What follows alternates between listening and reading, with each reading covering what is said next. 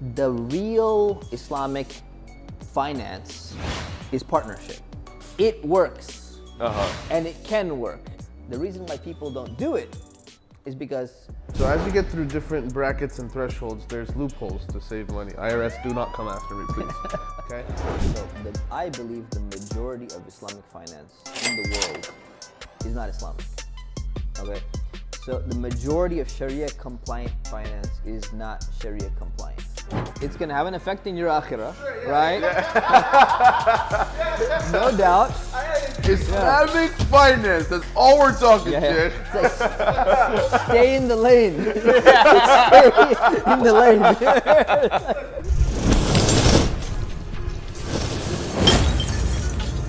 We don't have any promo. We just talk until the conversation gets really hot, and then that's where we started. Okay. So like that's kind of like how we. We'll just send it off. Yeah.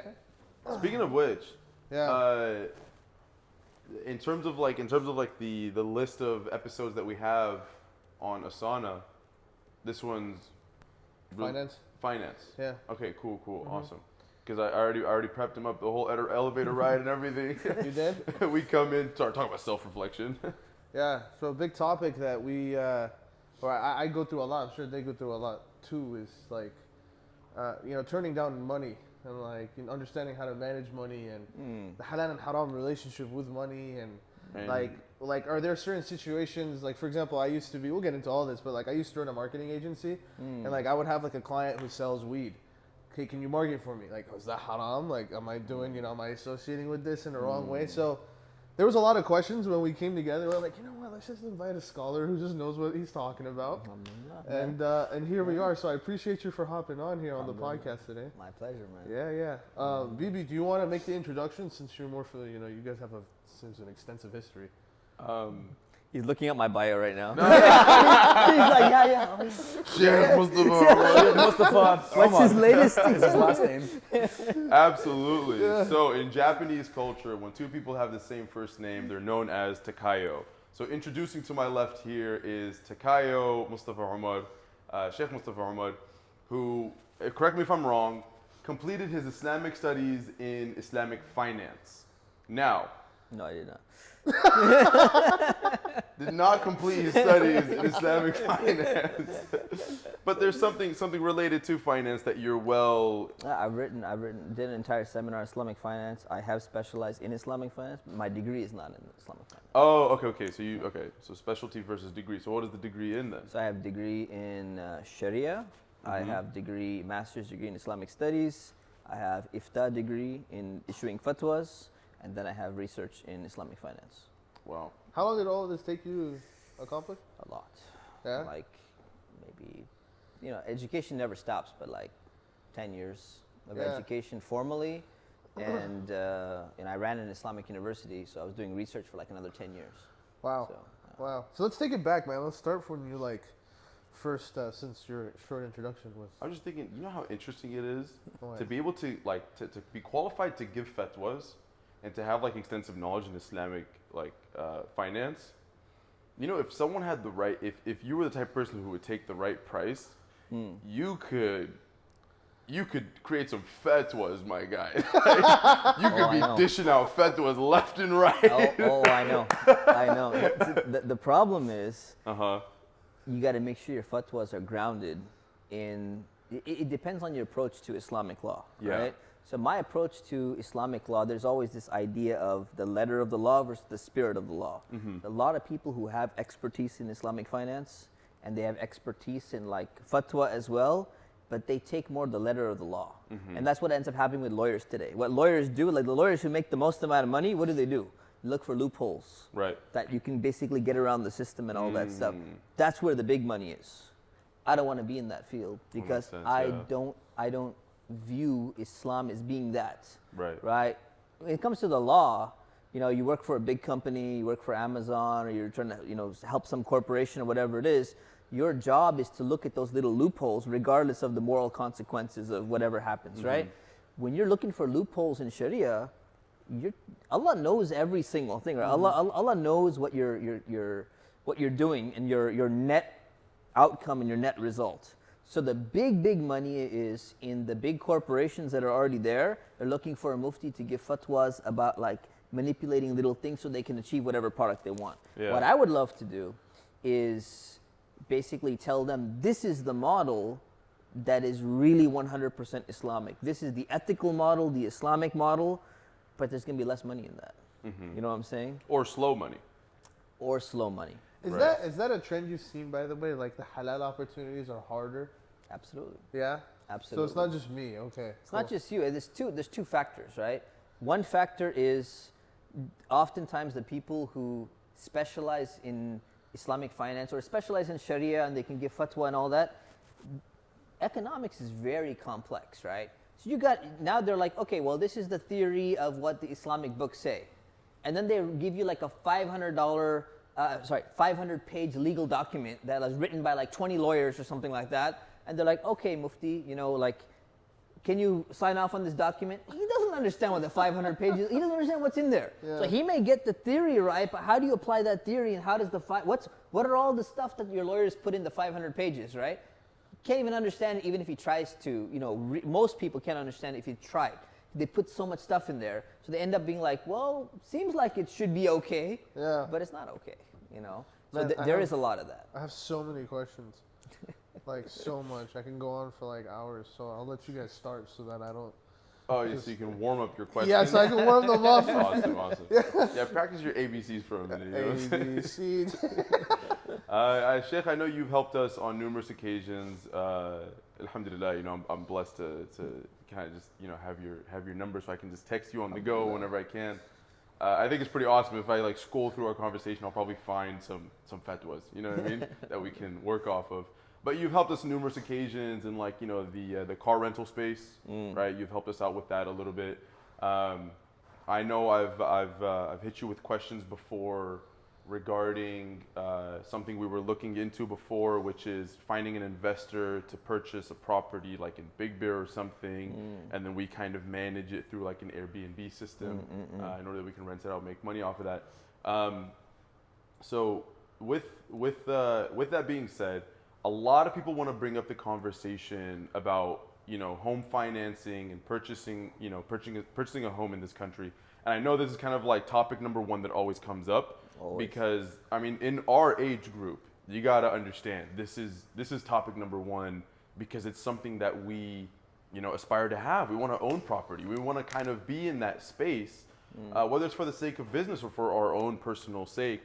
And definitely the conversation always ends up swerving left, amongst like the bros and whatnot, just because there's a mix between ignorance and somebody not willing to accept the reality of the situation, right? At least that's how I see it. Another thing too is like all the hype around owning a house as well, and the opportunities coming, and the housing market, the bubble's gonna pop, and now is gonna be an opportunity to buy and this and that. So like, as a Muslim male or as a Muslim in general, right? You're like, okay, I got some money saved up. I can't afford a down payment, or I'm just waiting for that. But it's like, it's kind of tough to be like, all right, cool. Everyone's talking about it, about like just the opportunity of buying a house, but then when the opportunity comes to you, basically, it's like, what are some sort of like Islamic outlooks or some sort of Islamic ways to go about capitalizing on opportunities, because those opportunities are not going to be there for a long time. Yeah. So yeah, that's something that everyone asks, right? And we got to start off on the main principle, right? The principle always comes down to interest in Islam, right? Interest is prohibited in Islam. Interest is a major sin in Islam, right? Any amount of interest. So we start with that premise, and some people are not willing to accept that premise. The second premise is, say, well, when something is absolutely necessary, right? Like if you're starving in the desert and all you got is pork, that pork can become halal. So you got people be like, you know what, well, this is a great economic opportunity. Does it get to the point of a darura, like there's a necessity where we can make an exception to the rule? Because if we can, then we don't need to worry about any of this other Islamic finance stuff. You just simply say, you know what, this is such an amazing opportunity that it's equivalent to somebody starving in the desert, and therefore they can eat pork. Right?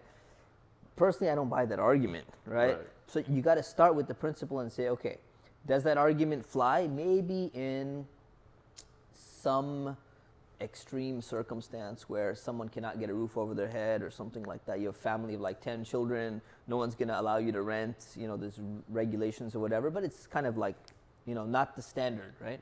So you say, okay, in that situation, if it's not something like that, then what do you do? How do you do home ownership? So now you got a bunch of vehicles, like a bunch of different ways of structuring contract where you're trying to say we need to get around interest, meaning not engage in interest, but we still want to have a similar result of being able to buy the house without having $1 million, right? So how do you do that? That's where you get into this idea of Islamic finance. That's where we're going to start talking about musharaka, mudaraba, ijara, these Arabic terms which basically mean partnership, joint venture, lease to own, and cost plus sale. Whenever you want to get into that, we can get into it.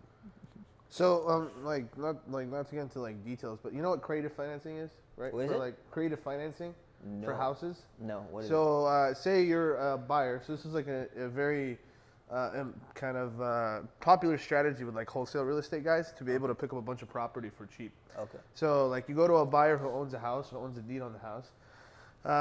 Let's say they've been trying to sell it for 30 to 60 plus days, no success. You come to them and you're like, hey, I'll take over whatever terms you have left, and I'll buy you out of the contract.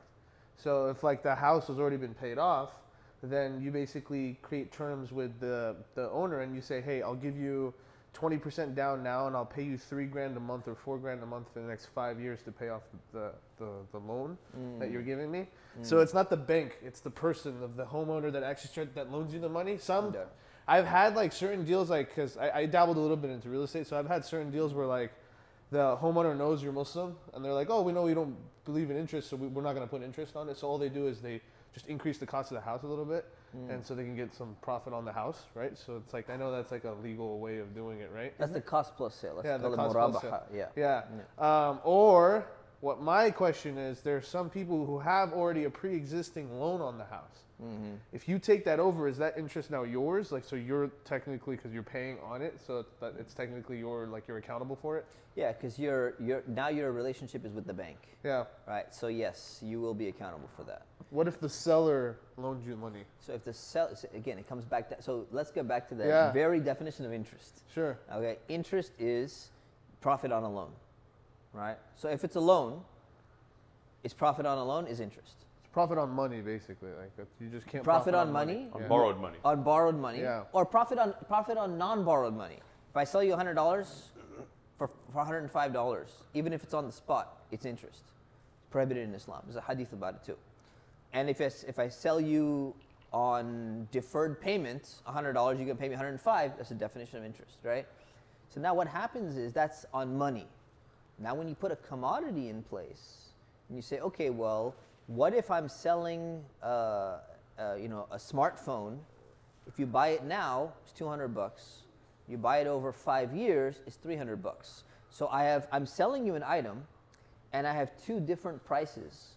One is a deferred price, and one is the immediate price. Mm-hmm. The majority of scholars throughout Islamic history said that's a valid sale. Is there a loan being created? Yes, there's a loan being created. But what is the reason for the profit? It's not due to money on the loan itself. It's because there is something called time value of money, right? There's opportunity cost that's there, but you're selling an item, and the item is 100% owned by the person. So when they own the item, they've already taken on the risk of having that item.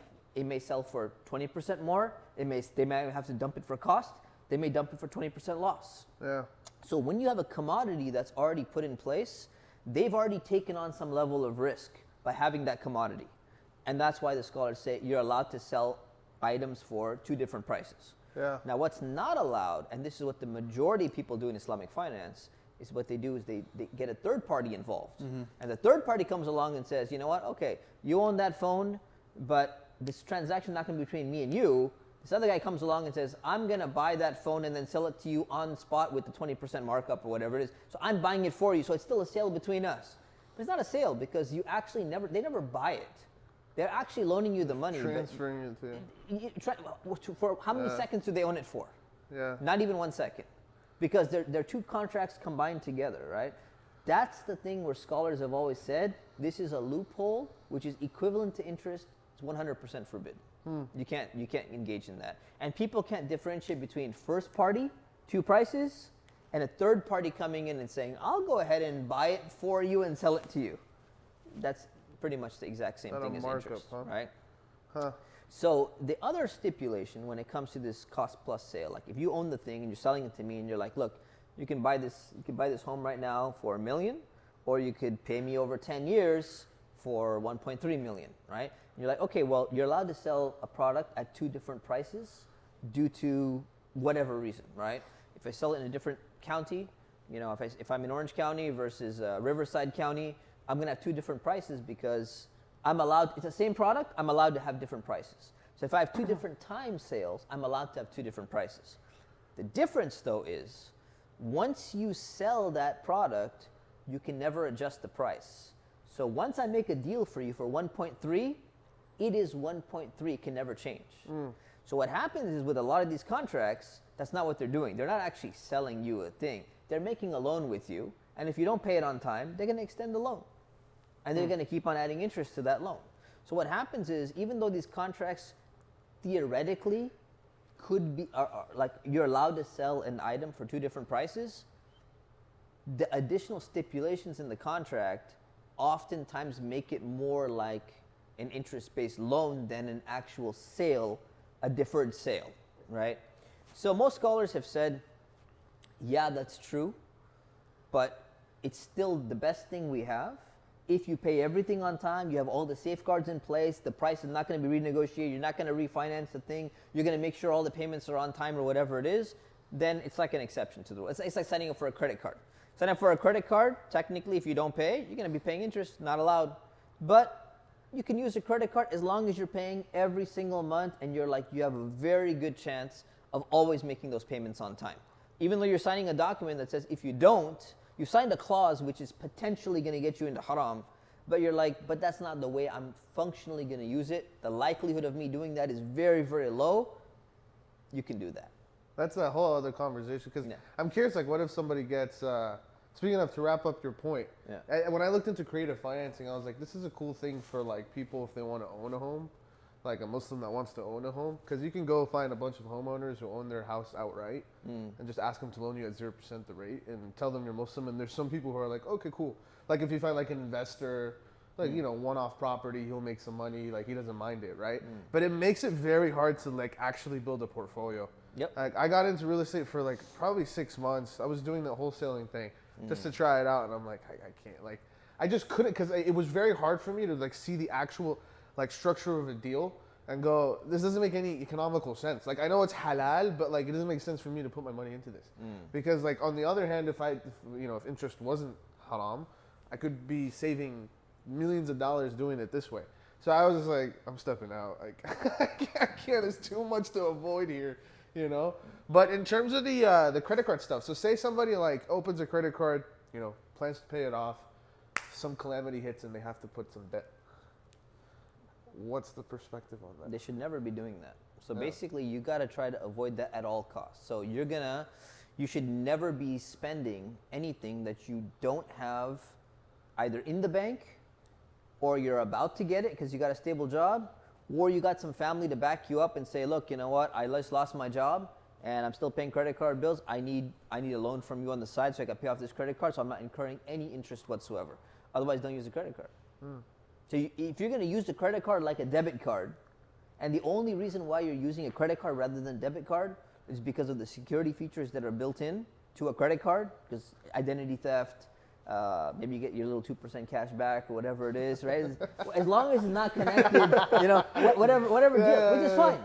Whatever. Yeah, them Amex points, they add up, man. They do add up, man. Absolutely. I went to Colombia for free. You didn't tell me that part. That's so funny. Absolutely. I mean, it adds up. So if you're getting perks and the perks are not connected to interest at all, fine, get it, right? It's not. So you're gonna use it to build credit. You're gonna use it to get some perks. You're going to use it for your protection, identity fraud protection, whatever it is. Use it like a debit card. So if you use it like a debit card, you never incur any interest whatsoever. What are you actually doing? Are you fueling the riba-based system? No, you're not. Because actually, they're giving you the advanced loan and they're not getting anything back. The only thing you're fueling is the technology, which is like the 2.2%, 2.9% swipe, fee that they're getting. So that's technology. The uses of the technology, they can charge, whatever percentage they want for that.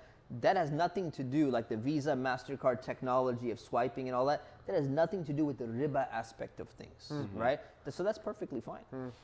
Yeah, there's so much, man. Yeah. With this I guess stuff. another thing that I want to talk to, we kind of touched a little bit, but for like a Muslim, the only hope besides owning it, or purchasing a house outright, is Islamic financing, right? Those Islamic institutes, those banks, right? Which, with talking to one of our friends that we know over here, and he was in the mortgage life. One thing he told us, which was really interesting, was the misconception of these Islamic banks, quote unquote, is that they only have a certain pool of money that they're allowed, or that they have. Once that's over, what they end up doing on the back end is that third party, they're selling off that loan. Fannie and Freddie, basically. Yeah. Giving it to someone else, Yeah. and then that loan then just becomes kind of dirties up, or harams, makes the whole loan process haram. So can you speak a little bit more on that? So first of all, let me make my position very clear. So I believe the majority of Islamic finance in the world is not Islamic. Okay? So the majority of Sharia compliant finance is not Sharia compliant. Right? And if you ask people and you say, well, you know what? They say, well, it's not perfect, but it's like close. Something's better than nothing. Something's better than nothing, right? So let's say someone says we're 60%. Another person says we're like 80. I'm like, quantify. We're 80%. Someone says we're 90%. Like, if you look at halal food, you'd be like, you know what? This pepperoni pizza, it's I was just about to say, it's 90% halal, man. So it's like, it was slaughtered halal. So we don't look at it that way, right? Yeah. So the thing is, you got to come back down to the spirit of the law, right? Do we believe that interest being prohibited was just done as an act of worship that has no meaning whatsoever? We don't understand. There's no wisdom, societal or individual wisdom whatsoever, or there is. When it comes to drinking alcohol, we're like, yeah, there's a reason why Allah prohibited alcohol, right? It's like you see what happens when people get drunk, and there's a risk involved and all that stuff. So if we approach Sharia and say interest was prohibited for a wisdom that Allah knows, and for a wisdom that we can actually see in societies, right? What happens with interest, and how people get in debt, how countries get in debt, and all that. It's very important to keep in mind that there needs to be a functional difference between a Sharia compliant contract and an interest-based contract. If there's no functional difference, then you got to ask yourself, what was the playing around with the wording here and there? What did it accomplish, right? So I just want to put that out there, first of all, okay? What was your question again? So I guess the misconceptions of these Islamic banks. Got it. Okay, yeah, your question was about Fannie and Freddie in the back. Yep. I said, so like Fannie Mae, Freddie Mac, you basically, when they run out of their pool of money, they're going to go and pass it off to another company to finance or whatever it is, right? So, I have a lot to say on this, right? There's a lot of misconceptions. There are things which cause the Islamic finance or Sharia compliant contracts to not really be in line with Islamic principles. Some of them are valid contentions, some of them are not valid contentions. I'll give you the invalid contentions. So here's an example. One of the contentions that people bring up is they go, you know what, the profit rate that you're doing on a first party cost plus sale, like you were mentioning, happens to match exactly the interest rate. So like the interest rate is 5% and you guys are charging 5%. Doesn't that make it haram? It's the same cost, same price. The answer technically is no. Why? Because you're basically trying to compete with what somebody else is doing. So you could have chosen any price you want. You Yeah. could have chosen 3%, you could have chosen 7%, you could have chosen 10%. Just because, like, example one of the scholars gives, he goes, listen, if you're selling like some kind of new soda you invented, and you're selling it for $7 a bottle, and then there's a bar next door, and they're selling their stuff for like $5 a bottle, and you're like, you know what? I want to attract more customers, but I'm losing out. Let me index my pricing. I'm going to bring my soda at $5. I'm just going to match the price of alcohol so that they come and buy my stuff too. Does that make your product like not halal now that because you've benchmarked it to their price? No, that just has to do with competition. So that's a contention that's not valid. Some people but it looks like the same rate. The rate doesn't matter. What matters is the substance and the function of the contract, right? So that's not a valid contention. Second contention is when they run out of money, where do you get your money from? You go, well, we got all these interest investors coming in, and the source of your funding is coming from, someone's going to be charging interest, basically. Obviously, you don't want that, right? You don't have something directly to do with it, but you don't want to be fueling that. So so in one sense, it doesn't mess up the contract, right? So let's say I have a business, okay? Let's say I sell coffee. I have a coffee shop, and I'm like, you know what? 80% of my coffee shop, I have to sell 20% of it. I don't have enough money. I need to raise more funds. 20% of my coffee shop, some investor comes in and says, I'm willing to put in 20. I'm going to buy 20% of your coffee shop. Now, do you have? And they're like, you know what? But I have a loan from my friend where I'm getting the money and I'm paying him interest. Does that money that they're getting, does it affect your coffee or the transactions in your coffee shop? Directly? It does not affect it directly, right? Now, if you're only the whole coffee shop itself, and you know the only way that you could actually start this is with this person going and getting a loan, then you're like, my whole coffee shop is built upon the fact that this guy's getting a loan. They're not the same scenario. So if you got a little bit coming over here from someone else, it doesn't matter where the source of the funding is coming from, right? I mean, it's like drug money or something like that. You guys mentioned Colombia. So like, if it's like, you got like some coke money coming in or something like that. Sorry, man. The university. Columbia University, guys. There you go. So you don't want like dirty money coming in. Yeah. But if that person has a contract with somebody else and it's unconnected to your business did not get a contract directly, then they're one step away. It's not directly related to you, right? So that could be a valid, argument, or it could not, depending on how it's structured. If that Islamic finance body is going directly to the bank and saying, like, we need you to finance all these other homes, you got a big problem. Yeah. If you got other investors coming in and somehow there's a one step beyond that, you're like, look, man, I'm selling my coffee. You only own 20% of my business. You're coming with the money. I don't care what your deal was, because the Prophet ﷺ, peace be upon him, he used to trade with people in Rome. He used to trade with people in the Persians and all that stuff. When they would go and they're trading the merchandise, they wouldn't be like, you know what?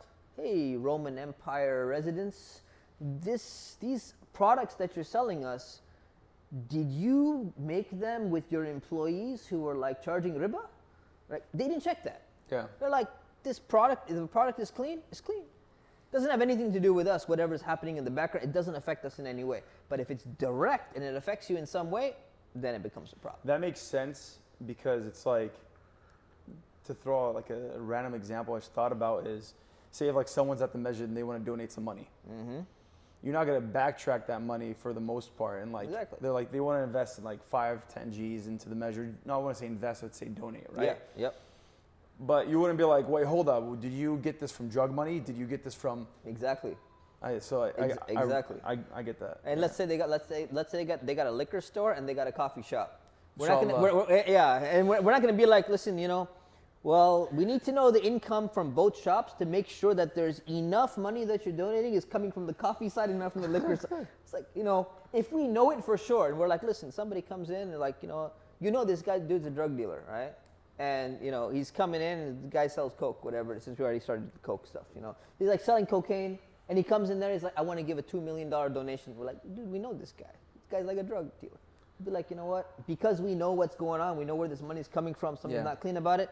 We don't want to accept that stuff. Otherwise, we don't need to investigate the thing. Right? I was just about to ask you about that investor stuff. So if you were to go like run like a seed round or like a Series A round or a Series B round for your business, so you would recommend like digging into, obviously aside from like skill sets and resumes and stuff like that, digging into where their wealth came from? If they're going to be a majority investor, for sure. What's majority? It's not defined. Okay. Right? So there's a lot of leeway. Yeah. Right? Okay. Oh, subhanAllah. Yeah. So like let's say, because I'm in the cybersecurity business, right? Yeah. So part of the strategy for us is once we get to a certain revenue, we want to go raise, a decent amount of cash to be able to go acquire other businesses. Yeah. Usually do that from VCs. Got it. Those kind of guys. Similar to stock screens, right? So when people invest in the stock market, when you're going to buy a company, you're going to buy Apple, you're going to buy Amazon, you're going to buy Tesla, they have this on the Zoya Finance app. They have these Sharia compliant screens, and one of the things that they check for is what's the market capital ratio in terms of debt to market ratio. So they're going to be checking: is the company paying too much interest? Is the company collecting too much interest? So they come up with a threshold, and they said it needs to be less than 1/3. Right. So where they came up with 1/3, it's interesting. To invest into a business, to buy stocks and stuff? Yeah. So let's say Apple Computer, right? Yeah. Apple makes a lot of money. They have a bunch of cash in the bank. The cash in the bank is earning interest because they have so much cash. They're so successful. All that money that sits in the bank, it's being loaned out on interest while it sits there, right? Compounding. It's So you got to check what how much product are they selling, and how much money are they getting from interest. So if they're getting more than 1/3 in all their stuff from interest, then a very significant portion of Apple's profit, if it's coming from interest, it's problematic because you're above a certain ratio. Then you're above a ratio. But if you're like, if everyone's dealing in riba, and like that's such a small amount of profit that's going to be coming in, their primary business is selling, phones and computers and all that stuff, and you're like, this is just incidental. This is not their primary business, and they don't do this a lot. You said that's a negligible amount. So what's that negligible amount? Some scholars have said 1/3. Some scholars said 1/4. Somewhere around that range is a safe range when it comes to riba. Same thing when it comes to haram products, but it's a different threshold. So they say when it comes to haram products, let's say you have a coffee shop, and your coffee shop, you're selling coffee, all types of coffee, but then in the display case, you got a little, Rice Krispie treat with like marshmallows and gelatin, and you got like a little pork sandwich. Your sales from like these two food products is like 0.5% of the profit compared to all the coffee and all the products that you're selling. So they basically came up with a threshold and said, you know what, if it's less than 5% of that is your income, you can still invest in this stock, and what you do is you try and calculate what the percentage of that is, and you purify by giving that percentage of your profit as charity. Huh. Right? Otherwise, you can't invest in anything. You can't even buy a coffee shop because there's going to be That's so someone who sells interesting. like, we sell everything. Yeah, they all sell the the most coffee's random halal, stuff. but they're like, they got like one little candy over there. It's got like some pork in there. Or something. That's what I like about tech, though. There's a lot of arguments. Same problem with tech. So now with streaming on demand, same issue with Apple. Yeah. Apple's sitting out there, they're leasing Pushing a bunch of... There's pornography videos, man. They're straight up, like, they got the video service, right? What is it, Apple TV or whatever? All these sex scenes in rated R, NC-17 movies and stuff, that's straight up porn. But what's the amount of profit compared to everything that Apple is doing, right? It's like this. Everything that Amazon is doing, Amazon Prime Video or whatever it is, how much of that stuff is part of their profit? It's such a small, almost insignificant amount. If you could somehow even estimate what that is, the scholar said just give that part in charity. Right. So let's talk about like taxes. Curious on that for a second. Okay. So as you get through different brackets and thresholds, there's loopholes to save money. IRS, do not come after me, please. Okay. So like one of like an interesting loophole is like if you're above $10 million plus in revenue, you can open a kind of like an insurance side of your business, add yourself as a policyholder, pay your salary through the premium, and that's non-taxable. So there's a lot of like, and then you just put into that, let's say you put $2-3 million a year into that policy. So all that money is just sitting there and it's not being taxed. Are there, is it haram to manipulate the system like that if those loopholes exist in like? They exist in the system. Okay. So no, it's not haram to do that. It's wise to do that. Cha-ching! You would be dumb if you didn't utilize that, right? Yeah. And like especially when it comes to like inheritance tax, like estate tax. It fluctuates every year. If the president comes and he's liberal like Biden comes in, he's gonna like make massive modifications to the estate tax. Somebody passes away and they have like high net worth in the over 10, 20 million. He's gonna tax you like crazy, right? So you inherit from your parents when they pass away.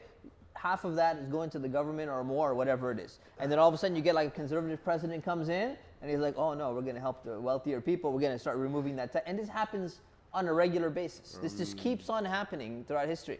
So why would anyone, why would you be like, you know what? Every 4 years the fatwa changes. That, every time they change a law, we must somehow give the most amount of money in taxes. It's nothing. Yeah. It's government.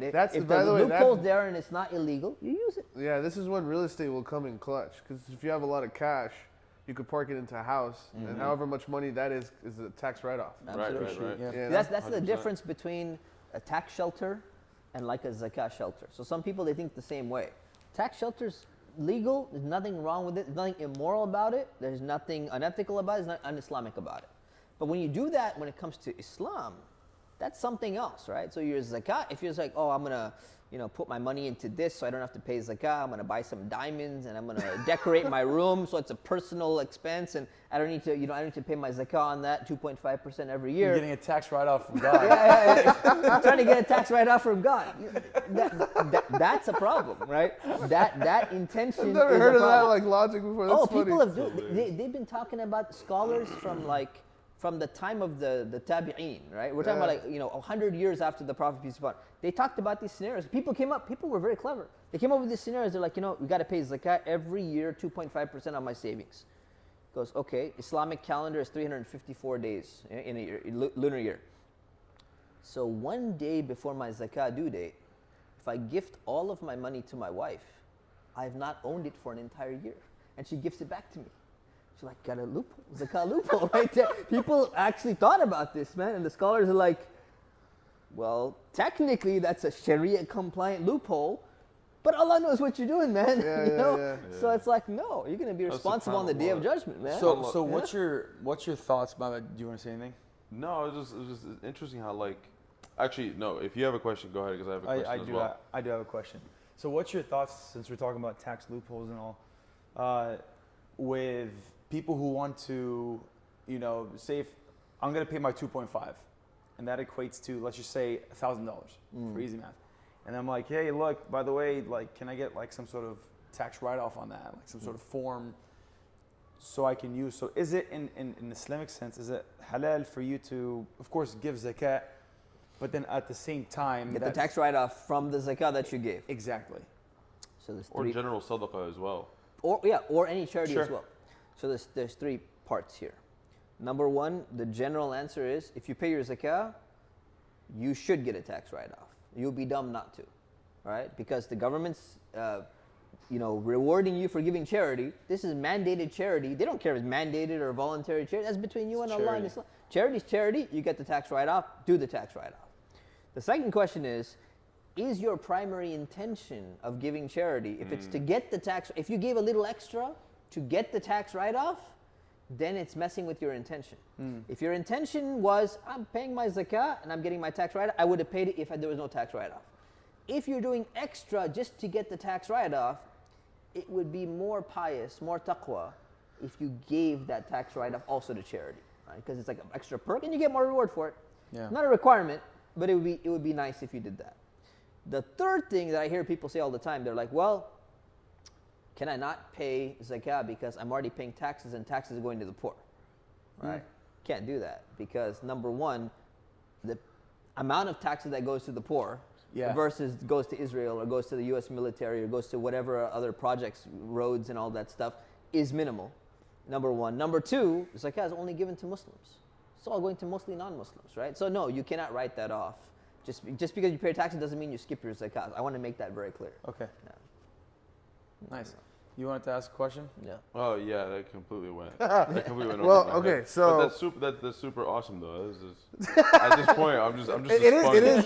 By the way, for everybody that's listening, this is very phenomenal. Just listen to this because I'm like, it's probably just years of knowledge being. I'm already like literally from like the first 5 minutes, I was like, dude, an hour's gonna go by. We're Like gonna have to cut this, and then I'm gonna be so upset because there's so much more we'll keep conversation it running. needs to be We'll keep it had. Like, how many times have we had like conversations with? Oh, That's what I was we're about like- to bring up. all Just the the time. other day, wasn't somebody asking us that specific detail about like assets versus savings and whether or not you should be paying zakat on assets? I asked it. So my question, actually to the boys, was say if like I go ahead and I have $80,000 in the bank, right? So I saved that, and then now I found some sort of investment opportunity. I found a house out in Montana, for example. It's for like $80,000. I'm like, you know what? I want to convert that and use it as a rental property. And then zakat comes, and now you look at my bank, my savings, and I have zero because I used all of my money into that investment. How would I go about? Would I be able to pay zakat on the rental value? Would I pay on the whole amount? Would I pay on the appreciation? Or if it's because it's a house, I don't pay anything at all? Let me give some very basic, quick principles of zakah. Okay, so you pay zakah on your saving. That includes cash in the bank. That includes investments that are intended for resale. Okay. What you don't pay on is personal items and equipment, machinery for your business and stuff like that you're not planning on reselling, but you're using it in order to make more money. Yeah. Okay. So these are the two principles that we need. So now what happens is if we understand that, we're like, okay, you got $80,000 in the bank, and you go buy yourself a Ferrari. Okay? Before you bought it, terrible decision. a used one, right? Horrible decision. Don't buy that, right? So you buy yourself a Tesla. Okay? All right. Okay, all right. Plaid edition. There you go. Yeah, a little bit out of budget. A little bit out of budget. Used. You can use the extra speed to get to the measures quicker. That's exactly what it was. That's exactly what it was. Duh. So here's what happens. When your 80,000 was sitting in the bank, you had to pay zakah every year. The moment you converted your 80,000 into an item, which is a personal item, even though there's some luxury there, you're not paying zakah on that anymore. Because now, what happened? That money, the reason why you were paying on it is because it's potentially investable and you could be making more money off of that money. Okay. Which brings us to an important economic concept, is a Muslim should be investing their money. Otherwise, it's going to keep draining out through 2.5% zakah and inflation. You're supposed to not just leave money sitting there. You're supposed to be trying to make some more money off it, even if you want to break even nowadays, right? So once you convert that into a personal item, whatever you buy, this is not likely going to be going up in value, right? You're not buying it for resale. You're buying it for use. So now it doesn't have the potential to be making you more money. So now you don't pay zakah on it anymore, okay? So that's one principle. Now, if you take your 80,000 and you go and you buy some stocks, why would you buy the stocks? Is it for personal use? Yeah. You don't use stocks. You're buying stocks so that they go up and you can sell it at any time and you can make some more money. So that's the reason why you're buying it. So that's an investment, and you need to be paying on your investments. So every year you're going to pay on your cash, you're going to pay on your investments, because both of them are either liable to increase or potentially liable to increase in value, right? That's the point. So that's why they're in one category. Personal items are not liable to increase because you're using them, they're stuck in your personal possession and you're utilizing them, they're not going to be growing up. So what happens even if you have like a item that does? Say if you have a collector's car that you always wanted. Exactly. Or maybe like a Rolex or some sort of. Perfect example. So you buy a Rolex. But it's for you. You buy a Rolex for you because you're using it and you use it every single day and you have no intention to resell this thing. Yes. But someday you might end up selling it, but your goal is to wear that watch. You don't pay zakah on it. Okay. The moment your intention changes, if you bought that and you're like, you know what? I'm going to hold this for 3 years. It's going to double in value and I get to wear it at the same time. But your primary intention was, I'm going to make some money off this watch. Same watch, you got to pay zakah on it. So your intention plays a role when it comes to deciding whether it's an investment or whether it's a personal thing. Okay? Now when we come to real estate, it's one of the trickier ones. And the reason why it's tricky is because the intention fluctuates. So here's what happens when it comes to real estate, right? So when someone's buying a home, if you're living in the home, or if you have a rental property, if you're living in the home, it's personal use. But you also have the intention that the reason I bought this home is I'm hoping it goes up in value so I can sell it one day. So you got a dual intention. When you buy what is it called? The property, rental property, right? When you buy a rental property, you also have a dual intention. Your goal is to rent it out, and you're going to be making money. Now your money's stuck in that thing, kind of like, imagine you have a company, you have a business, and you buy a $1 million piece of equipment that's producing something for you. And you're like, I know I can sell this equipment. What if I shut down my business? I can probably sell this for like at least, 900,000. Maybe it's going to go up to 1.1 million. But that's not why I bought it. I bought it because it's generating some items for me. So it's in the category of something I need to run my business. Therefore, you don't pay zakah on it. When it comes to rental property, your goal is to be collecting rent. So that property is stuck in primarily, if your primary intention was to buy it because you'd be collecting rent, then you're not paying on the entire value of the property. Because it's like equipment almost. It's there to generate the wealth for you.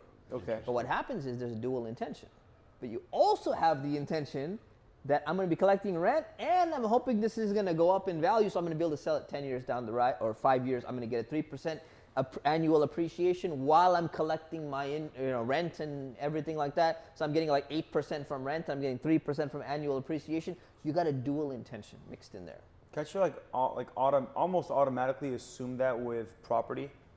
I know it kind of varies per like area. It varies from but area. Being in California, for example, That's if it's the going to thing. be your own house. So in California, right? Yeah. So if you were to take the historical fatwa and you were to take a international fatwa, we wouldn't apply it to California. We'd be like, assuming property value. You can't predict what that chart doesn't necessarily mean anything. The reason why it happens in California and America, we're the superpower. This only been going for 100 years.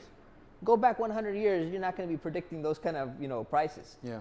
Before World War I, we're not at that level, right? So it's very different if you look at inflation, deflation, and all that stuff. But let's just take the general principle. Let's assume that house values. Let's assume that they're not fluctuating. You're not paying zakah on the property, okay? Because that thing is stuck in order to get you more rental income. So what's going to happen? You're going to have rental income coming into your bank account. Yeah. You're going to be paying off the repairs of the home and all that stuff, property taxes and everything. Whatever's left in your bank account, let's say it's the same account or separate account as your personal account. You're going to add both up. Whatever money you have left over, you're paying zakah on that. Okay. So people are like, well, do you pay on the property every year, or do you pay on the rent every year, Or the appreciation. or the appreciation every year? It's technically neither of those, because you're not paying on the rent every year. You're paying on what's left over from the rent, because that's your savings. Your savings is what's left over from the rent. So you don't pay on income, you pay on savings. So you don't pay on rent, you pay on what's left over. Okay. You don't pay on the appreciation, and you don't pay on the entire property value. Otherwise, you'd be broke. Yeah. Like you'd have nothing. So now, when it comes to California, this is where it gets a little bit technical, right? So you're like, okay, well, California places, the assumption is that you're going to be getting typical appreciation. If you were to calculate, there is no such thing as just paying zakah on appreciation. There's a fatwa about it. It makes no sense whatsoever. You're kind of taking like a guess or some sort of like a bet that it's going to rise at like 3%. 4%. Right, exactly. You're making that estimate, and that's part of any investment that you have. But if you were just to calculate and say, okay, you know what? I want to buy this property. I'm going to be collecting rent on it, and I want to get some appreciation on it. If you were to pay the zakah of the entire market value of the property every single year, would you have invested in that home? Yeah. Heck no. Absolutely not, right? Because you're trying to get at least like 6 to 8% on some investment, right? Like even on a low scale, very conservative, Islamic, whatever it is. Once you pay zakah, you're down to like, I don't know, 2-3%, whatever it is, right? You're in the very low limits. That's not even worth the investment. That's why I think the fatwa should remain as the classical fatwa, that you're not going to be paying zakah on rental properties, because even though there is a dual intention, it wouldn't make financial sense if you were paying on the whole thing. So your primary intention is on utilizing it as a rental property. Now, if you're flipping homes, you're paying zakah on the entire property. That makes sense. Yeah. Because you're going to be making money. You're going to be flipping it in 3 months, 6 months, whatever short it is. term. Short term. Yeah, that's your primary source of Right? income. Or so. you're holding land. Let's say you buy some land. You're not renting it out. You're just holding it, and you're like, I'm hoping this place becomes like, the next Irvine in 10 years or whatever. Yeah. And you're sitting there watching the market value just go up and go up. You're paying zakah on that every single year because it's not stuck for anything. You're only holding it for the purpose of appreciation. You pay zakah on that every single year. Okay. All right. So switching gears, Yes, sir. we have this, terminology of israf in religion, which, by the way, I have been confused about for most of my life. Yeah, no, don't worry, bro. You don't need to pay zakat on your shoe collection. No, You're fine. no, that's not what I meant. I meant Extravagance. what? Define that to me, and is it relative to the individual's income? Let's say I'm a guy who makes $100 million a year. I go buy a $5 million car. Is that israf, or is that just less than 2-3% of my money? Right. So it's really not that big of a Good deal. question. Israf is relative to your income. It's relative to the amount of money that you have. Yeah. Right. So and if we can give the audience some context on what israf is. israf means extravagance, right? Yeah. So if you have $1 million saved up, and you go buy a $300,000 car, that's a lot of money, right? That's 30% of your wealth. But if you're a billionaire and you go and you buy a $300,000 car, that's a very small percentage of your money. So your question is a very good question. It's like, is it the fact that you spent this much money on an item, or is it the fact that you spent this much percentage of all the money that you have on an item? Because Allah has blessed you, Allah has given you that wealth. So is that factored into consideration? And the answer is yes. It is taken into consideration. So somebody who Allah has blessed with a lot of wealth, as long as they're paying their zakah, as long as they're generally giving a level of charity and everything like that, they don't have to be living the same standard as somebody who doesn't have that level of wealth. That is part of their test to give whatever they can in charity and whatever they want to give. But yes, it's not the same level of extravagance depending on what amount of wealth you've been blessed with. You're allowed to enjoy some of those luxuries. And some of the companions were very wealthy, and they were wearing nice stuff, and they were wearing nice clothes, and they were riding really nice expensive horses, and their sword was more decorated and all that stuff because they had that wealth. Prophet ﷺ didn't criticize them for that. It's living beyond your means. It's spending your money in things that are gonna generally hurt you, or when someone's really badly in need and you're rather than helping them, you're spending on yourself. That's where extravagance would come in. So is there a formula?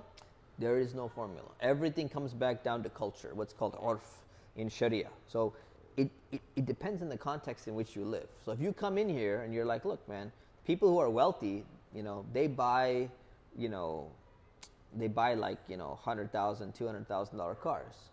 All of a sudden you're like, well, I want a car made of solid gold, and I'm gonna, I can imagine one of these, Gulf Kings or whatever, right? They buy some. Well, no, it's been done many times. It's been, yeah. So they go and they buy like a $50 million car, something like that, and you're like, and you don't even drive it, and it just sits there. Okay, so there's a limit. There's something that's outside of the generally accepted culture. That's on a whole nother level, right? That's I like getting a golden toilet seat. There's one English ruler. I think I visited his old castle or something like that. One time, he had a toilet seat made out of gold. It's like, that's hilarious. Why would you need a toilet seat made out of solid gold? Was his bidet gold as well? Before they had bidets. Oh no! Golden hole. That's right, guys. Okay. That just sounded so wrong. Would israf also come down to overextending on necessities? For example, he brought up my shoe collection. No. I love shoes. Mashallah. So it's getting personal now. Yeah. No, because I'm bringing this up because my parents. We're ready to pull a fatwa right now. Okay. No, my parents talk to me about this all the time. They've seen some certain financial decisions that I've made, and they're like, why? And I'm like, I can afford it. Why not? And so I've always had this argument of what is too much, right? So for example, you need how many pairs of shoes to operate? Probably a couple, maybe max, maybe you can do it off of one, right? But if you have the ability and have a hobby and you go buy and you have like 20 or 30 of these pairs, right? Is that also fall under israf, or is that? It comes back down to the effect on you, right? So when you start to indulge excessively in something, that it's going to have an effect on you. So it's on a case-by-case basis. Somebody, it's going to have an effect on them.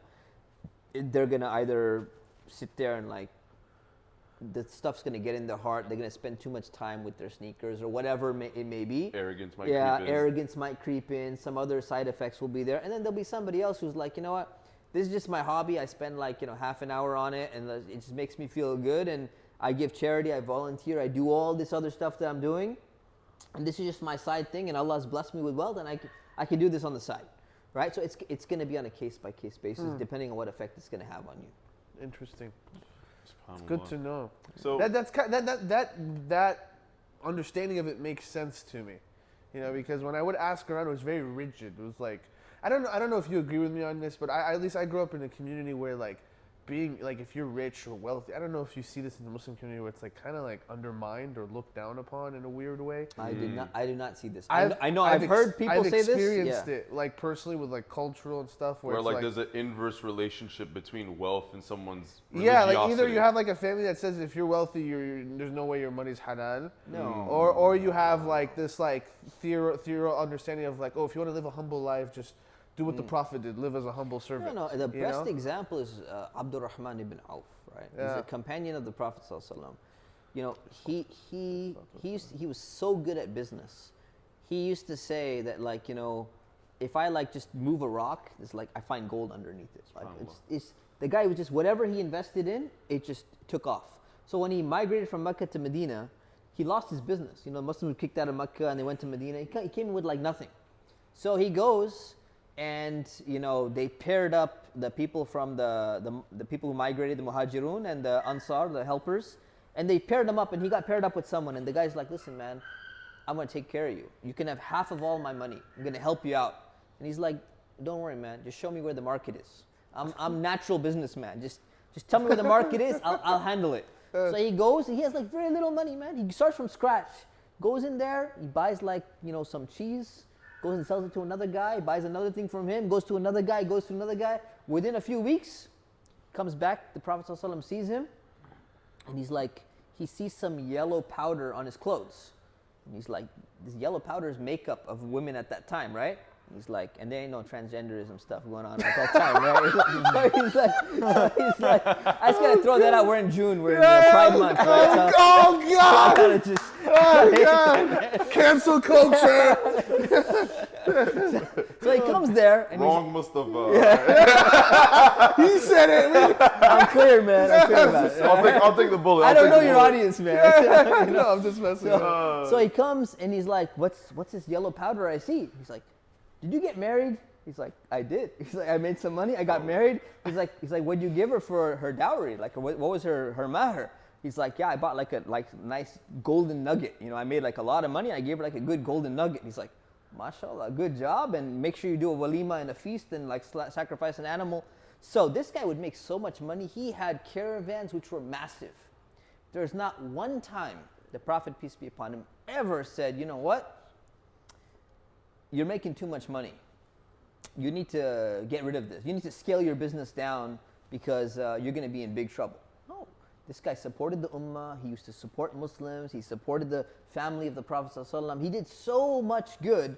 He was never criticized by the Messenger of Allah. Now there's a statement about, his accounting is going to take longer on the Day of Judgment. I heard that. Like, you could ask for every because dollar. He had so much wealth, right? And that's just kind of like telling people, if you have so much, you're going to have to, answer to Allah for the way in which you spent your money and all of that stuff. But he didn't criticize the fact that he was wealthy. And he never tried to determine. And he never said, this guy's not, this guy's not pious, or he's not doing the right thing, or you should become a ascetic, become a minimalist. He didn't do that, right? So now everyone's going to have their own thing. Some people, if the wealth doesn't get in your heart, you can do that. Like Abdurrahman ibn Auf. Abu Bakr, he also had wealth. Never was in his heart. But if the wealth's getting in your heart, then you want to start toning it down. And that's where a lot of people, they can't differentiate. They're like, you know what? Yeah, man, I drive the Bentley and I drive the Maserati or whatever it is, and and it's not in my heart. But then you look at them, you're like, I can see it's in your heart, man. The way you walk around, right? So some people, it's in their heart, but they don't see it. And some people, they have the wealth, it's not in their heart, it's perfectly fine with what they're doing. So it's really just like, it comes down to the arrogance or the arrogance aspect of it. Arrogance, the distraction. Because like hobbies are like something you like, but as long as it doesn't Yeah. consume The strength of your personality at the end of the day. Yeah. If something spirituality. materialistic can sway you left and right, then yeah, it's gonna be a problem, and it's gonna eventually lead to just more issues. So I want to twist something on you. I've always had the philosophy as a kid growing up that if I have an opportunity and it's clear as day and I don't strike on it, I'm not just doing a disservice to me, but I'm doing a disservice to the rizq that God's given me, right? Can you speak on that a little bit? Do you feel like if somebody was put in a position where they could become successful and they hold themselves back and they don't, like they could have become this icon for the community, they could have, donated a lot of money, they could have done a lot of good things, but because of their personal decisions, they decided not to do it. Can you be held accountable for something like that? Well, it depends if you're really doing it for yourself or you're doing it for a community, right? Yeah. So you do got to check your intention, first of all.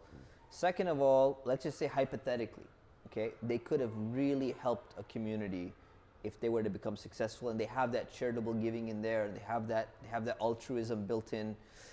If you look at the story of Prophet Yusuf, when he was with the king in Egypt, there was the prediction that there's going to be a shortage of grain.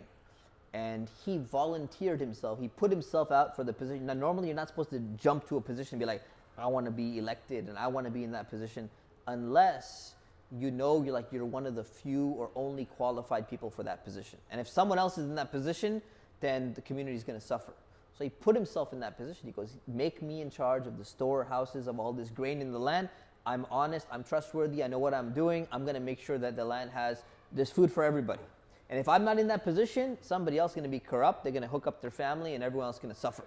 So if it gets to that level, if you make an analogy and you're like, listen, man, somebody else makes all this money, goes into this opportunity that's sitting there, they're going to make a bunch of money, they're just going to spend it on themselves, or, they're going to donate to some bad cause or whatever it is. And if I go in there, I'm actually going to donate a very significant portion to that cause. And I can also benefit myself at the same time. Then yeah, maybe. Interesting. Yeah. I have a ton of questions. Was your question like a little bit more closely to the idea of like qada and qadar and like what was written for you and like? So I say this a lot to people, like, and it's not like a definitive like Muslim thing. It's just I truly believe that the dreams and the ambitions you have are kind of like God given, like they've been handed to you because everybody else has different passions, and where do those passions come from? Your thoughts and however you're created. And so I feel like those individuals who woke up one day and realized they have this like extraordinary skill set, or this ability to motivate, this ability to build teams, this ability to communicate, and they could become leaders and they could do a lot of good things with it. But they decided, you know what? Nah, I'd rather live a normal life and just be, generic, have a nice family. There's nothing wrong with that, but I've always been kind of curious to like, is there an accountability aspect for that where you could be asked one day in Judgment Day, like, hey, I gave you all of this and you decided not to. There could be. Did you see my point? I do. Yeah. I do. What if there was a huge difference between him seeing the potential of him hopping onto a position versus him being asked? Because I felt like if the opportunity came to a person like that, where you were constantly like, dude, we need you for our community, and then you kept rejecting that offer, I feel like then the accountability would be higher. Yeah, it would be higher. Well, I'll give you like an example. Like all of us here, right? On this, mashallah, you've already done a lot of things in your career, and we have to catch up to you. But, like, we all have a lot of potential with, like, the businesses that we're in, the industries that we're in. Like, for me, for example, in cybersecurity, I could go make 8-9+ figures, in the next decade or two and do a lot of good things with that kind of wealth.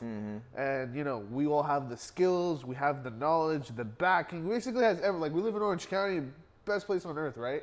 Like, alhamdulillah, like, you have a lot of things you could do to, like, turn yourself into this asset for not just yourself, but your family, your community, and all these things.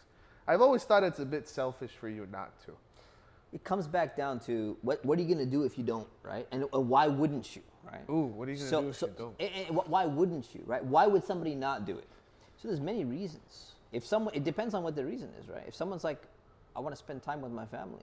Yeah. I want to spend time with my kids. I want to invest more in my kids and not neglect them, because some people who invest all their time in business, they neglect their kids, and their kids grow up without parents being present, right? I am stressed out all the time, and I just need to go to the beach because we're in Orange County, and I just need to like unwind, and I just need to relax, and I need to be in a clear state of mind, so when I pray I can be focused and all that stuff. So if you have a good reason for not doing it, then that's fine. But I see what you're saying. If you don't have any other thing you're doing, you're like, I'm just gonna sit at home and just watch TV, or I could actually get up and like do something good for myself, for the community, for humanity, and Allah has given me this potential, put me in a place where my skills can be utilized. If we were in a war zone, man, you could have all the skills and all the beautiful ideas and everything. We wouldn't do anything. There are 100 people. There's 1 million people out there who are smarter than we are, more hardworking than we are. Allah has not put them in a place where they can flourish. And that's their test, and this is our test. So in a way, you're right. Allah puts you in a place where you can flourish. He's given you this ability. He's given you that. If you don't have any other good reasons for holding you back, then yeah, man, you should. You should move forward. So talk to me about the bank relationship between you and God. I'll give you an example, like your good deeds and your bad deeds. And how they affect your wealth. Comes back down to the principle of barakah. Barakah means blessing, right? So you can have blessing in your wealth when your wealth is halal, when it's clean, when it's pure. The more you engage in stuff like riba, interest, you engage in deceiving, frauding other people, you're not going to have barakah in your wealth. So the numbers may come, and you're like, okay, I got the millions coming in the bank and everything looks good. I seem like I have a lot of money. But then you go on a vacation, you get like that 7-star hotel, and you go in there and you get like the worst service ever. And you're like, this sucks, man. I got like the worst waiter. They gave me the worst room. I'm having a miserable time. I paid so much money for it. I'm supposed to get the highest quality, but there's no barakah, there's no blessing in your usage of that money. And the flip side, your money's clean, everything is good. You go and you're like, I got a 3-star hotel, didn't have that much money, but all my money's clean. You go in there and you're like, I have the best vacation ever.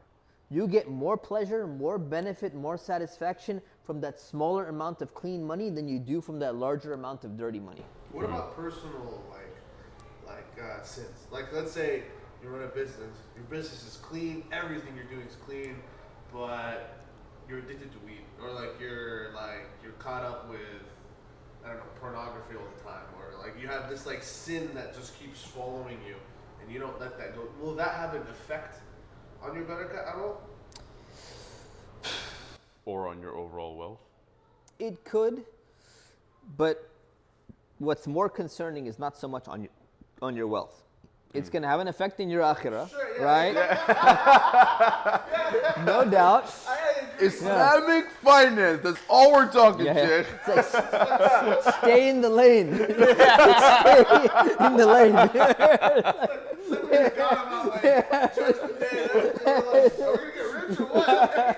New side hustle, don't smoke weed. What? I've heard it's gonna have double effect. It's gonna have an effect in your akhirah, in your afterlife. It's also gonna have an effect in your life, but it doesn't matter whether it's gonna affect your finance so much. It's gonna affect your life. It's gonna affect your relationship. It's gonna affect your marriage. It's gonna affect your ability to get married. It's gonna affect your ability to perform. It's gonna affect your ability to be content in your life. You're gonna sit there. You're gonna get stressed out. You're gonna get frustrated. And are those effects going to spill out over into your economic life? Most probably. So whether it's directly or indirectly, it's probably going to hit somehow. Yeah. I'm not forgetting about that. It's really funny. It's really funny how you brought up that specific point, because when you started asking it, I was like, holy smokes, I have the same question, but I was just going to get straight into it. You know what I mean? But at the end, you were kind of like spilling it out, where it's like, I don't know if it's just like this is like mom sharia or something like that, but it's the idea that like any form of zina, whether it's like with the eyes or actually with touching or whatever, like it somehow directly affects like your ability to make money. You know what I mean? I've been told that before. Right. No, I have too. Or is it almost like your parents tell you, like, if you, like, you know, swallow a seed and, like, you'll be, like, you know, grow inside of you kind of thing? Like, yeah. You know what I'm saying? Well, like, that kind of feather just be, like, to scare you off as, like, a little kid. Right. Parents, mashallah, you know, they have their own... psychological... Like mom and dad sharia, you know, they got their own books. Was it with Sayyid Musa? Was it when... Is it Sayyid Musa when, like, there was that one guy that was sitting and they were asking for rain to come down and no rain was coming down? Do you follow with me on the story here? No? It was... Maybe. No? Well, I'm not either. So, well, I mean, I don't know the whole story, so I'm not going to get into it. But like, my dad always has this, like, whole philosophy, like, if, like, business is tight or things aren't going well, like, he tries to check himself. Like, check his, like, am I doing something wrong in my day-to-day life? Oh, see. That's blocking me from... Right.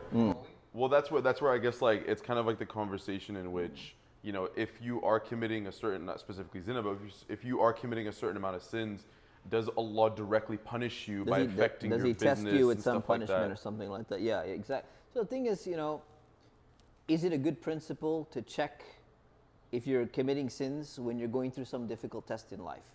Yes, it is. Right? Because when Allah sends you a test, it could be a wake-up call. Right? That you need to do something different in your life. But here's what happens. Some people exaggerate it, and what they do is they're like, the reason why I'm being tested with this thing has got to be directly because this other thing that I'm doing. And the reason why that's dangerous is Allah can test you with anything at any time, even when you're doing nothing, because He tested the prophets and they did nothing. He tested the Prophet Muhammad, peace be upon him, and he didn't do anything wrong. And He's still testing him. So when you get tested, you should look back and see what you're doing without making a direct correlation and say, this must be the only reason. No, Allah can test me whether I did something wrong or I did something, but this is a wake-up call for me to change my life, whether or not it's a direct correlation or not. Right, like who are you to say the reason why Allah is doing something or not? Exactly. Yeah. Exactly. SubhanAllah, there was another point that I was thinking right along this topic.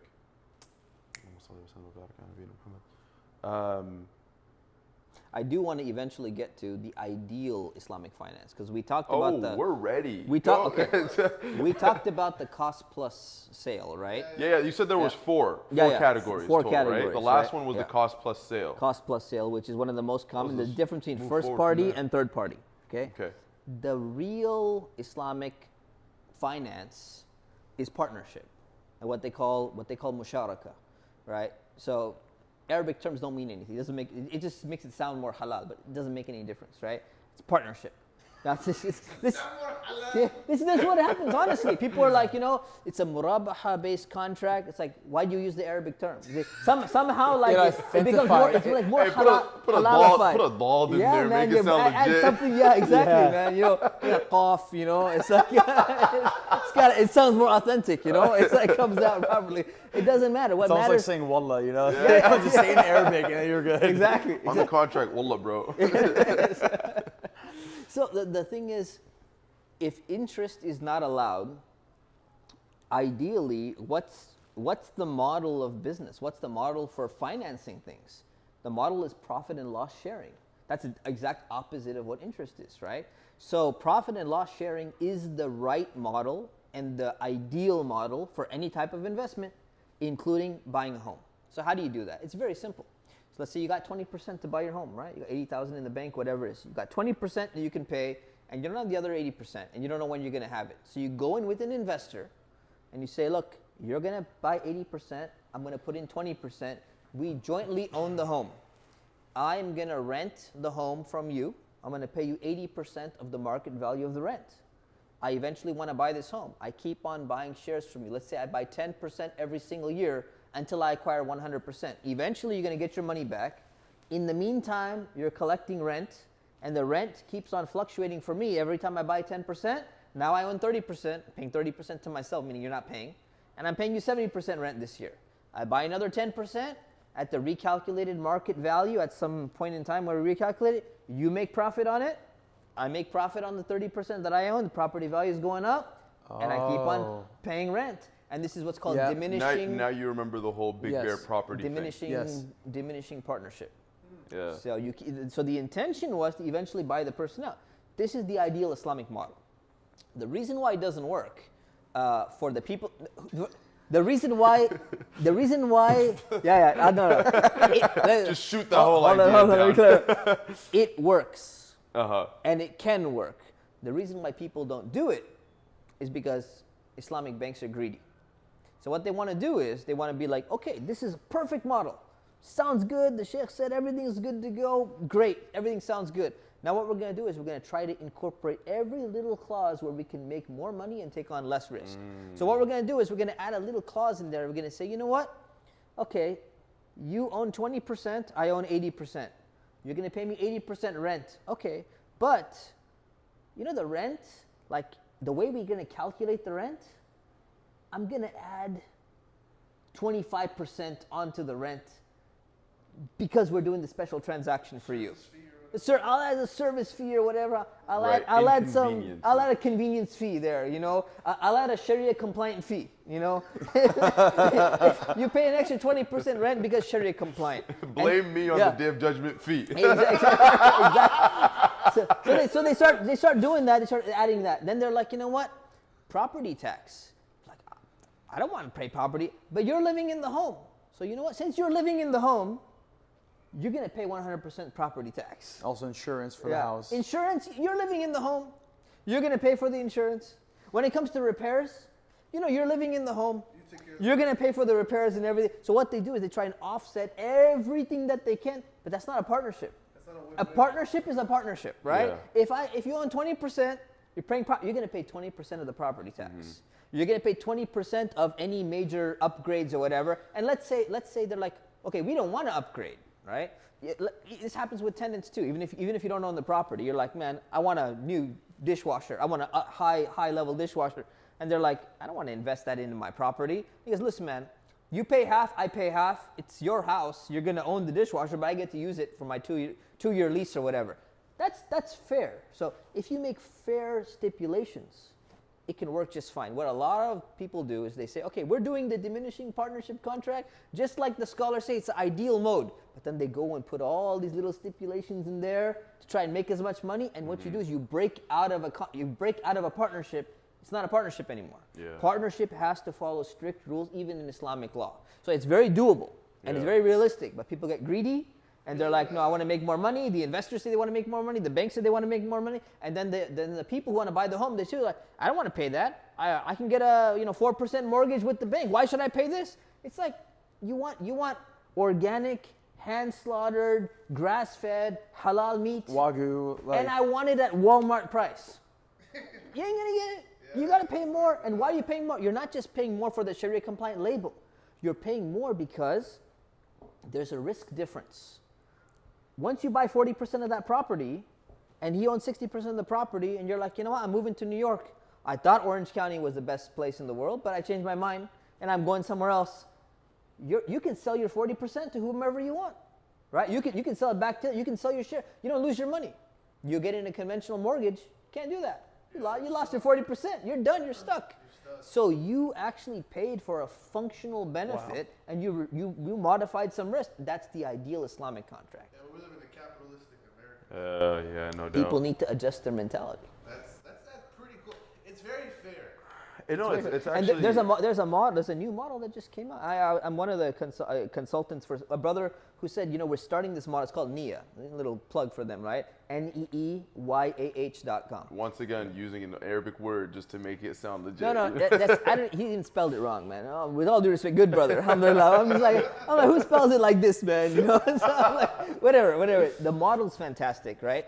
And I talked to the guy. I'm like, people are complaining that it costs more than this and it costs more than that. And how about you present this? And he goes, look, man, we're only targeting people who genuinely believe that Islamic finance, as it is now, is jacked up and they don't want to go with conventional. They want to keep it 100% halal. We're focusing on those people and we're trying to give them a good contract that's fair, that's right, and that they understand what's going on. And I'm like, that's where we need to start. So what we do is we need to start with people who have an understanding. There's going to be people who are like, I want it to be halal and the cheapest. Mm-hmm. Other person goes, As long as one sheikh in the whole world gave me the fatwa, I don't care if I'm convinced or not, I'm going with the easiest fatwa in the world, right? Doesn't even make sense to me or not, I'm going with it. Don't worry about those people. Those people are going to do whatever they're going to do. But if you want to know what is the right way, what is the Islamic way, you know, what is my conviction and what kind of makes sense to people who have a little bit understanding, people who are like asking questions like you guys. And you'd be like, this doesn't seem to make sense. You're like modifying the contract like this, and you're modifying it. That doesn't seem to be Islamically compliant, like the zakat to the wife thing, you know, and gifting it back. That just doesn't work. So it's very doable, and it is happening on a small scale, and more people just need to buy into it. More people just need to adopt the mentality. Yeah, I got an interesting question for you. So say I run a company, I sell my shares. Over time, I start to lose power over what the company does. Like for example, like Apple, Steve Jobs is dead, but if he was alive, he's not going to be the main decision maker on where the company goes. It's going to be a vote of hands of who believes what should happen. Yep. Say, and this, by the way, this is, you know, probably a huge, because I'm very ambitious in, you know, entrepreneurship, and I've always been like, is there a limit to how far you could really take your wealth, because you start to lose control over what you can and can't do with it. So, like, let's say I take my company to an X perspective, it's all halal, everything's doing well. I bring in on these investors want to sell a product that's haram, and I get outvoted. They want to sell weed on the side, basically. Whatever it is, right? And I get outvoted. And they do something haram in the company, like, even the smallest things, man. Like, with us, like, when we host dinners for our clients, there's no alcohol, right? Like, certain things like that, like, people are like, oh, what, you just don't drink? It's such a big thing, you know? Or like, you know, in the cybersecurity business, it's very common if you want to deal with like Japanese people or like Chinese people, you have to go drink. Oh yeah, I know. Like if you're not 6 shots deep, they will not talk business. I know. The Muslims in Japan suffer with. I visited them, and they're like, "How do we deal with this? Like, this is part of the culture, dude. You have to. It's like ingrained in the culture. It's like that's when they trust you. Like, like it's weird. I had this experience recently where like guy invites me over to a bar. I was like, I don't drink, and he just cuts me off because of it. Like it's like if you don't do that, it's like, what are you hiding? Because when you're drunk, you let out all the honest opinions on things. Anyway, so if that does happen, am I accountable for the company's actions now? Depends on the level of your control and ownership. It's not a clear-cut number, right? Yeah. But if you're like a minor shareholder, like almost like buying stocks, right? You're a minor shareholder, and you know the majority of what your company is doing is halal. You're not responsible for the other stuff. So if you're a major shareholder and you have a big control over the company, but then you know you make a decision where you give up one more level of control, and you're like almost there, but then they're gonna do something else, then it's on a case-by-case basis. So like, let's give you a case then. Let's say, you know, you're running a SaaS company, right? And you need to, it blew up. Market's going crazy for it. Everybody wants it. So now you need funding, and you need a lot of it. You need like $50 to $100 million in the next 6 months, or else you can't scale. Yeah. To get that kind of money, you have to talk to a lot of people. Yep. And to get that kind of money, now you have a board of advisors. A lot of things can go wrong and will go wrong, and you probably will lose control over a lot of things, and which will enter you into a lot of haram streams. Do you avoid that as a whole completely? No. So the thing is, if your primary business was halal, and then when the people are coming in, if they're kind of like, if this is a side business separate stream, and you're continuing to do what you're doing, right? You can be like, listen, my income is coming primarily from all these other streams that I had set up initially. This is my halal income. This is not primarily what we're doing. This stuff on the side, I'm being outvoted, whatever it is. You don't have to resist. You don't have to be like every single time, you know, these guys come in, no one's going to be drinking on my payroll, and no one's going to be doing this. You're never going to be able to succeed in any type of business whatsoever, right? I agree with you on that. And that's been like a huge argument I've had, where it's like, how can you control those factors? You can't control the small factors, but what's going to happen is if it starts to shift your entire company line, and now all of a sudden, like the majority starts to become haram, or there's major products that are coming out, and you're like, this company's moving in a direction where this is not even halal anymore at all. That's when you're like, it's time to sell my shares and get out. Yeah, because a lot of people, I feel like only think about just the money aspect. But when you look into a business, you look at culture. You look at how you hire people, how you fire people, intersexual relationships with your employees, a lot of things come up from a leadership standpoint. You go, am I accountable for every goddamn thing these people are doing? Like, you know, it's like It's your flock, my boy. I know, but it's like, say like, you know, a couple meets up, find out God knows what they're doing on the side on business hours. Is not my fault. It's not your or fault. like, for example, like culture. If you hire somebody, fire somebody certain ways, you're unethical with it. There's a lot of details that I feel like I used to get caught up with. But I don't know if I'm right. From what you're telling me, it seems like there are things within your direct control that you are responsible for, and the things which are not under your direct control, based upon the direct control is going to be judged based upon the urf, based upon the general culture of how business functions in that society, right? So whatever, you know, your employees take a lunch break and they're going to go get wasted or they're going to go eat whatever they're going to eat, it's nothing to do with you. Your employee is going to go around the corner or back of your building and he's going to be smoking a joint. And you're like, well, technically I have security cameras. Should I get a security team to go check this out? Or this has nothing to do with my business. This guy does whatever he wants on his lunch break, right? So there's some things within your direct control, some things outside of your direct control. Direct control you're responsible for. Indirect control you're not responsible for. It's so interesting. What, like, I know this comes probably down to like intentions, but you know, because as you were saying that, I started laughing. Like, I've heard of people who are like, yeah, I'll hire salespeople to do the drinking for me. And I'm just like, I don't know, like, if that's like halal, bro, but like, you do you know? Actually, it's not a bad idea. The reason why is say less, bro. Here's the thing. They're gonna hiring? No, just non-Muslim salespeople. I saw the joke opportunity, and I you know what? Here's the thing. It comes back down to whether non-Muslims are bound by the Sharia or not, right? So, from the perspective, should we pause? Or? No, continue. So from the perspective of, you know, if they're not bound by the Sharia and they can do whatever they want, like, you're not responsible for them eating pork, right? And it's like a similar situation. It's like, you know what? Okay, someone's going to go out and you'd be like, this guy specifically wants to go to this restaurant that serves pork. And he's like, I'm not going to go eat pork with him, but my other salesman will. I know someone that will. Yeah, I know someone that will. I'm going to hire that person. He's like, I got someone who can go and meet you at the restaurant. You're not directly responsible for that. The guys, whatever they're doing, this guy's going to do it anyways. And it's in his own personal capacity. He's not even Muslim. It's not within your business. But hold up. What happens when it comes down to like an event where now you're gonna pay the bill or your company is gonna pay the bill? So if you can avoid it, because you're gonna get reimbursed as a salesperson that you're taking people out for events and stuff. If you can avoid it, you should avoid it. It's ideal, but probably it's not gonna fall in the category of haram because it's gonna.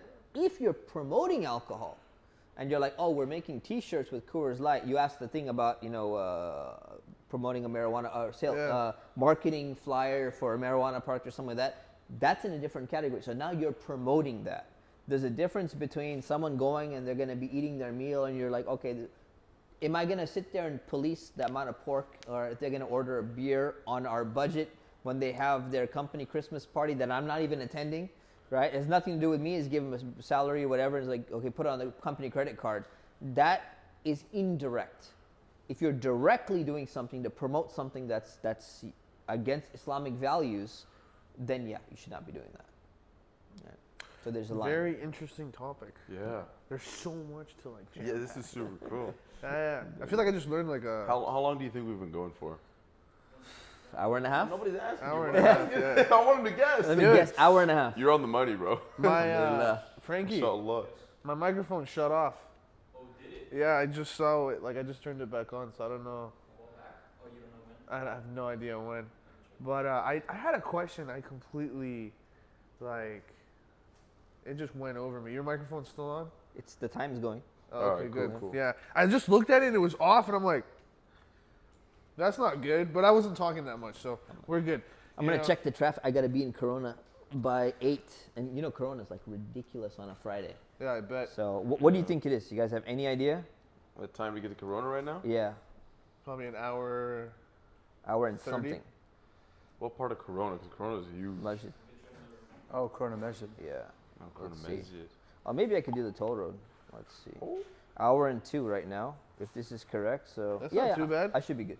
We're still good on time, but All right. we'll wrap it up here in the next 10 minutes. My it's good. It's working now. Okay. Yeah, I turned it back on. Yeah. So, yeah, my question got off of my head. So if you have anything to add, we can. Oh yeah, you know what? While you're thinking about that, I know you wanted to, before like all the technical questions came about, I know you wanted to ask him like, what was give us a little bit about your upbringing. What got you into, hey, what made you commit to Islamic studies? What made you commit to, kind of the path that you're on right now in life? What shifted you towards your that? emphasis of like finance. That's very specific. It's very cool. Where should we start? Finance? Sure, since we're on it. Sure. So finance. Have we been on it? We've been on it. Let's talk about the guys. Let's talk about the guy's past. His history, his upbringing. But yeah, go ahead. Finance is I come from a culture, a tribe, which is known as Memon, in the Pakistani Indian community, and Our favorites. they're known to be business people. So I grew up in a culture where my dad is in business. All of like the family is all in business, and when I went to university and went to computer science, they just thought like I'm the biggest failure of like the entire family, because they're like no Memon person goes to university and like studies. You go into business. You don't work for another company. You work for yourself, right? Yeah. So there's always been like this, I guess maybe in the blood or in the family somehow, this idea of like business, right? That was maybe one unintentional motivation. The second motivation was when I was still a teenager, my dad gave me like a significant amount of money during the stock boom, and I was trading stocks, right? So I was doing stuff that, I was shorting, I was trading on margin, I was doing all sorts of things. And I didn't know anything about Islam at the time. And then when I learned later on, I'm like, oh shoot, I shouldn't have been doing this stuff. Like this is not good. And I just saw the opportunities. I was just clicking, just making money, and I'm like, oh, I should know what is trading on margin exactly? How many days does the trade close in? When do they start charging you interest? How do you actually short sale a stock and all that? So I've been interested in that. My brother was always interested in finance and this as well. So then, like when I went to start studying Islam, we studied like all the traditional books, and then when you come back, he's like asking all these questions. People are asking questions. I'm even asking questions. I'm like, well, so how does this work? How does that work? Very complex transactions. And a lot of people you ask, a lot of scholars you ask, they're like, they don't know the answer, because they learned about like economics 1,300 years ago, and it's evolved a lot. So it was a combination of factors. It's always I like to understand things at their core. And then I also saw like there's a massive gap. I'm like, a lot of scholars, they're not understanding how this entire thing works properly. Someone's got to understand it. So I'm like, okay, you know what? I got to understand this finance. As soon as, and I'm computer science too, right? So when like cryptocurrency like dropped, I was like, okay, I'm going to go and understand this like at a very deep level. I read like Satoshi's paper completely. Most people don't even read that stuff, whether it's his real name or not. I read his paper. I learned how it functioned, learned how blockchain works. I compared it with like how transactions and everything. So it's just like that's all probably played some role in me getting into like details of finance. Nice. That's beautiful. Well, I think let's wrap it up with this. Since we're talking about money, do you have a hack for us on like? Is there like a dua we can ask? Like trigger the fountain of wealth. But in all seriousness, like, you're allowed to make dua for anything, right? So is there certain things that somebody can take on, or habits or actions or certain, rituals that they follow in their life that can maybe help position their barakah to increase when it comes to their economic wealth? I think the key is to, there's two aspects. There's a worldly aspect, and then there's the barakah aspect, right? Yeah. The barakah aspect is you obey the laws of Allah. You do what Allah tells you to do, and you keep on asking Allah, Rabbana atina fid dunya hasana, right? Oh Allah, give me good in this life, wa fil akhirati hasana, and good in the next life. You make this dua and you're asking Allah to take care of the things that you do. So that's going to be your barakah thing. The other stuff is not directly connected to your religious practice. It's connected to your effort.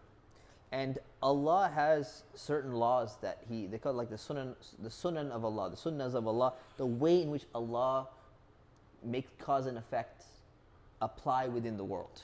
So like, the Prophet used to tell this to his armies, like you train, you have the right weaponry, you have the right strategy. All of that's going to play a role in your success. Like Khalid ibn al-Walid was not successful only because he was making a lot of dua at night. He was successful because he was working on strategy and he was a very clever strategist, right? Putting in the work. Putting in the work, yeah. Doing the expertise, you got to put in the work, right? And if you want to put in the work and be successful, you got to think about what makes people successful. You got to be disciplined. And Islam can help you with that discipline. You wake up for Fajr, you're a much more disciplined person than most people on the planet, right? You make zikr regularly, you do your 5 prayers, you're more disciplined. You fast in Ramadan, you're more disciplined in general. So the Islamic practice is going to help you become more disciplined. Being disciplined is going to give you that success in life. And then you keep your income pure, that barakah, the blessing is going to come within that wealth as well. It's all of that system combined together that's going to get you there. So there is a worldly perspective to it to add on to it. That's what I love about Islam. It's very it intertwines with everything. Yeah, absolutely. It's beautiful. Any ending remarks you guys want to add on to, or? I'm good. I'm mind blown.